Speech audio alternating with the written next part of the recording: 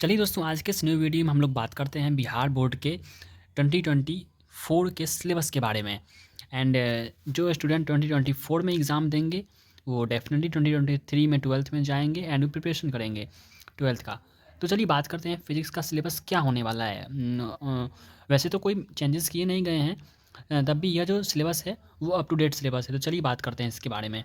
तो जैसे कि आप लोग जानते हैं कि फिजिक्स का जो सिलेबस होता है वो 100 मार्क्स का होता है। ओके, जिसमें से 100 मार्क्स में से 70 मार्क्स का आपका एग्ज़ाम होता है थ्योरी वाला, एंड 30 मार्क्स का जो होता है रेस्ट आपका वो प्रैक्टिकल का होता है, जो आपका होम सेंटर होता है उसी पे आपको देना पड़ता है। ओके, एंड ये 70 मार्क्स का जो होता है वो आपको subjective mode and objective mode दोनों मिला करके होता है। ओके, तो चलिए बात करते हैं कैसा होता है।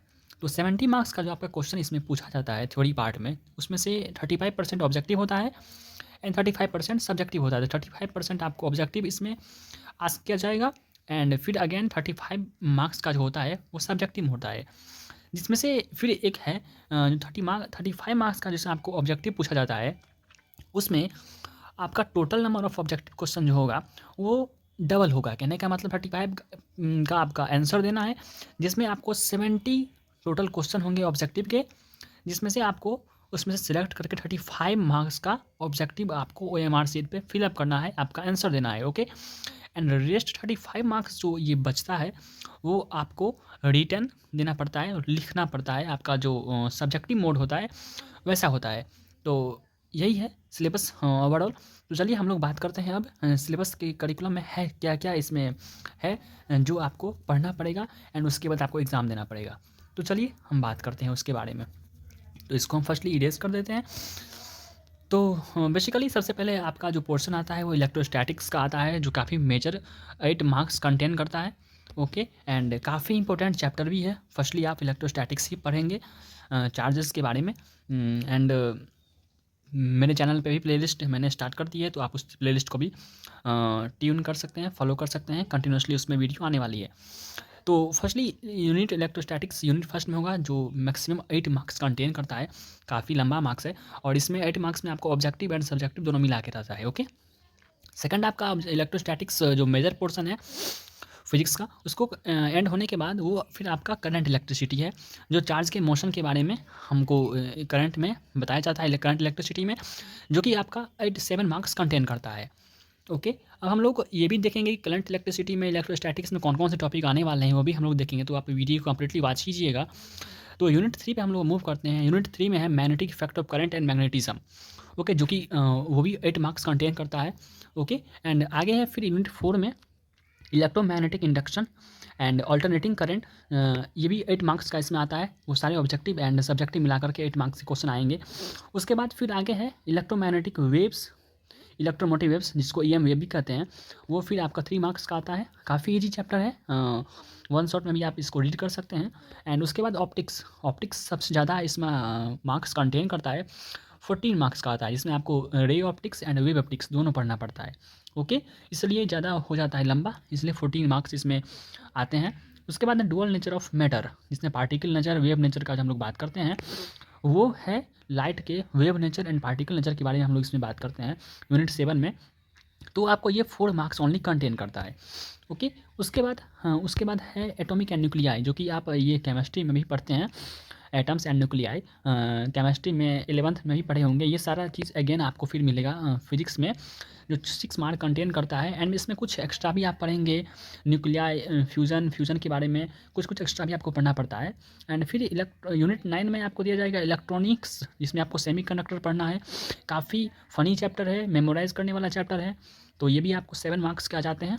ओके, ये भी आपको 7 मार्क्स के आ जाते हैं। तो काफ़ी ईजी चैप्टर है इलेक्ट्रॉनिक्स सेमीकंडक्टर का।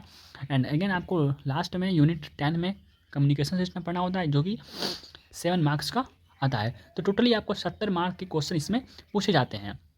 तो चलिए अब हम बहरहाल बात करते हैं कि इसमें कौन कौन से टॉपिक आते हैं इस सारे यूनिट में।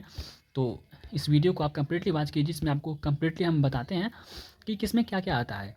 तो चलिए हम यहाँ से इलेक्ट्रोस्टैटिक्स से स्टार्ट करते हैं। तो इलेक्ट्रोस्टैटिक्स यहाँ पे यूनिट फर्स्ट में है तो इसमें आपको आप यहाँ पे देख सकते हैं कि इलेक्ट्रिक चार्ज के बारे में पढ़ना है, फिर conservation of charge, Coulomb's law between two charges, ऐसे करके आपको बहुत सारे टॉपिक मिल जाते हैं। फिर आगे है force between multiple charges, super position of charges, continuous charge distribution, यही से आपको पढ़ना है। फिर आगे हम लोग बढ़ते हैं, इलेक्ट्रिक फील्ड के बारे में आपको पढ़ना है, electric field lines of force के बारे में पढ़ना है, डाइपोल पढ़ना है, फिर डाइपोल मोमेंट क्या होता है उसके बारे में पढ़ना है, टॉर्क जो लगता है उसके बारे में पढ़ना है। ये सारा इलेक्ट्रोस्टैटिक्स का ही टॉपिक है, काफ़ी मज़ेदार टॉपिक है। जब आप इसको पढ़ेंगे तब काफ़ी आपको मज़ा आएगा, काफ़ी विजुलाइज़ करने वाला टॉपिक है। आप जितना फिजिक्स को विजुलाइज़ करके पढ़ेंगे, प्रैक्टिकल वे में लेकर पढ़ेंगे, उतना आपको अच्छा फिजिक्स में आपको पढ़ने का मन करेगा। ओके, और जैसे ये फिजिक्स को आप याद करने की कोशिश मत करिएगा, नहीं तो फिर आपको बर्डन जैसा फील होने लगेगा। तो चलिए आगे हम लोग बात करते हैं इलेक्ट्रिक फ्लक्स के बारे में है, फिर स्टेटमेंट, गॉस थ्योरम काफ़ी इंपॉर्टेंट है, इससे बहुत सारे ऑब्जेक्टिव बनते हैं। स्फेरिकल जो होते हैं चार्जेस, उसमें कैसे हम लोग गॉस लॉ की हेल्प से गॉसियन सरफेस बना के उसमें हम लोग इलेक्ट्रिक फील्ड कैलकुलेट करते हैं। ये सारा टॉपिक आपको इलेक्ट्रोस्टैटिक्स में देखने को मिल जाएगा। फिर हम लोग बात करते हैं इलेक्ट्रिक पोटेंशियल के बारे में, electric potential due to dipole कैसे होता है, वो भी आपको इसमें बात करना होगा। इलेक्ट्रोस्टैटिक्स फील्ड डाइपोल वाला, तो इसी सारे टॉपिक इलेक्ट्रोस्टैटिक्स में आते हैं। फिर आगे है कंडक्टर, कंडक्टर आता है, फिर इंसुलेटर आता है, एंड उसके बाद आप कैपेसिटेंस के बारे में भी इसमें ही पढ़ेंगे। कैपेसिटर काफ़ी लंबा चैप्टर है, तो इसमें आप capacitor, spherical capacitor, cylindrical capacitor, ये सब आपको पढ़ना पड़ेगा। एंड एनर्जी जो कैपेसिटर में स्टोर करता है वो भी आपको पढ़ना पड़ेगा। तो काफ़ी फ़नी चैप्टर है, काफ़ी आपको मज़ा आएगा इस चैप्टर को पढ़ने में। एंड लास्ट में फिर भांडी ग्राफ जनरेटर भी है जो दिया गया है, ये भी आपको पढ़ना पड़ेगा, जो कैपेसिटर में दिया जाता है। वैसे तो सीबीएसई के सिलेबस से भांडी ग्राफ जनरेटर हटा दिया गया है, बट बिहार बोर्ड में ये दिया गया है, कभी कभी क्वेश्चन इससे आस्क किए जाते हैं। तो चलिए हम लोग बात करते हैं करंट इलेक्ट्रिसिटी के बारे में। करंट इलेक्ट्रिसिटी में ओम्स लॉ आ जाएगा, फिर इलेक्ट्रिकल रेसिस्टेंस के बारे में पढ़ना है, सीरीज पैरेलल के बारे में पढ़ना है, एनर्जी, फिर पावर पढ़ना है, कंडक्टिविटी के बारे में पढ़ना है, कार्बन रजिस्टर जो होता है, कलर कोडिंग, उसके बारे में फिर आपको पढ़ना है।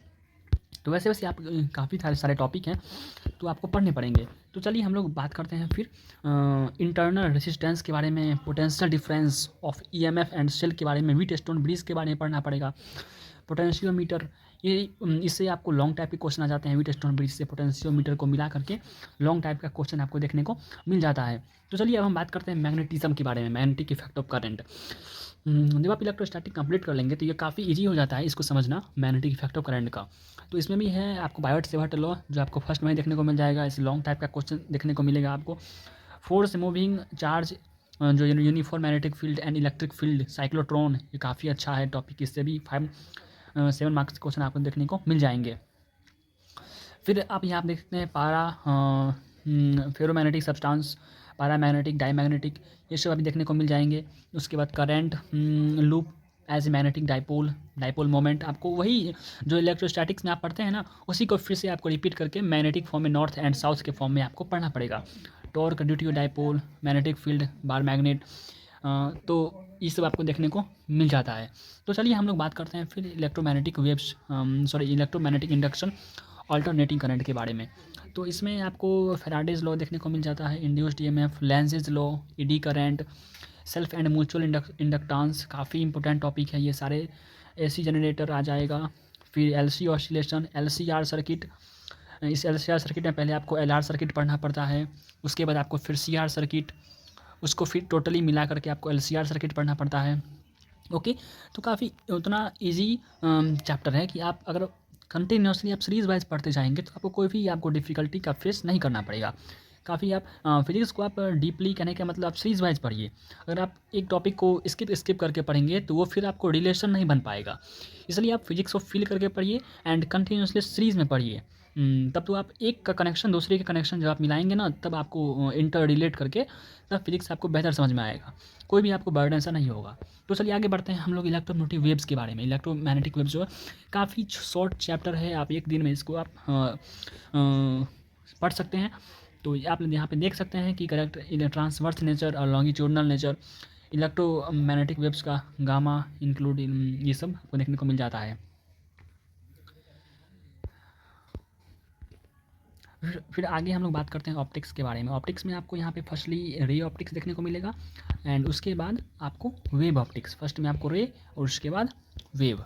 तो दोनों ऑप्टिक्स आपको यहाँ पे पढ़ने को मिलेंगे। तो चलिए हम लोग बात करते हैं पहले reflection of light, spherical mirror आप देख सकते हैं, जो यहाँ पे लेंस का जितना भी होता है सी एंड आर के बीच में जब रखा जाता है, वो फिर फोकस के अंदर रखे जाते हैं, कर्वेचर के अंदर रखे जाते हैं, वो सारा चीज़ यहाँ पे आपको देखने का मिलेगा। मैग्नीफिकेशन मिलेगा, लेंस मेकर फार्मूला भी देखने को मिल जाएगा। यहाँ पे काफ़ी ब्रॉडली यहाँ पे रखा गया है ऑप्टिक्स को, तो लाइटली लीजिए, उतना आप यहाँ पे इजी वे में पढ़िए, कोई डिफ़िकल्टी नहीं है यहाँ पे। और यहाँ पे देख सकते हैं ह्यूमन आई भी पूछा गया है, दिया गया है सिलेबस में। स्कैटरिंग ऑफ लाइट आप यहाँ पे देखिए, वेव ऑप्टिक्स है, हाइजेंस प्रिंसिपल, रिफ्लेक्शन और रिफ्रैक्शन थ्रू हाइजेंस प्रिंसिपल को आपको प्रूव करने के लिए एग्जाम में आएगा क्वेश्चन। डिफ्रैक्शन है, इंटरफेरेंस आप यंग्स डबल एक्सपेरिमेंट, ये आपको हायर क्लास में भी देखने को मिलेंगे।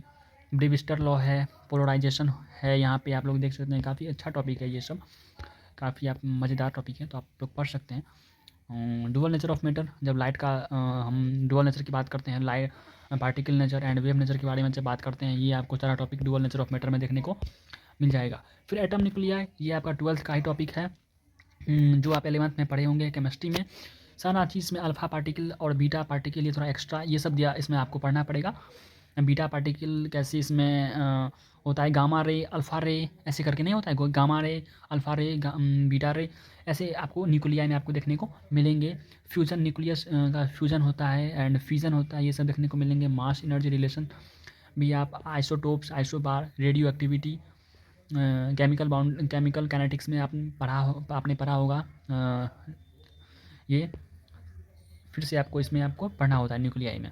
ओके, इलेक्ट्रॉनिक डिवाइस में आप लोग देख सकते हैं सेमी कंडक्टर, ये काफ़ी मेमोराइज करने वाला चैप्टर है। बायसिंग सर्किट, रेक्टिफायर आपको पढ़ना पड़ेगा, full wave and half wave rectifier, logic gate, transistor and यही से आपको देखने को। कम्युनिकेशन सिस्टम में आप लोग देख सकते हैं tower, bandwidth signal, propagation of electromagnetic waves, sky space propagation, ये थोड़ा मेमोराइज़ करने वाला चैप्टर है, तो आप इसको 1 से 2 दिन में इसको आप कंप्लीट कर सकते हैं। तो यही ओवरऑल यही सिलेबस है, आप जो 1 ईयर में आपको कंप्लीट करना होता है। फरवरी में आपका एग्ज़ाम होता है। तो चलिए हम लोग मिलते हैं कुछ अगले नेक्स्ट वीडियो में, एंड इस चैनल पे फिजिक्स के रिलेटेड काफ़ी वीडियोज़ आने वाले हैं। चलिए मिलते हैं नेक्स्ट वीडियो में। Okay, good bye.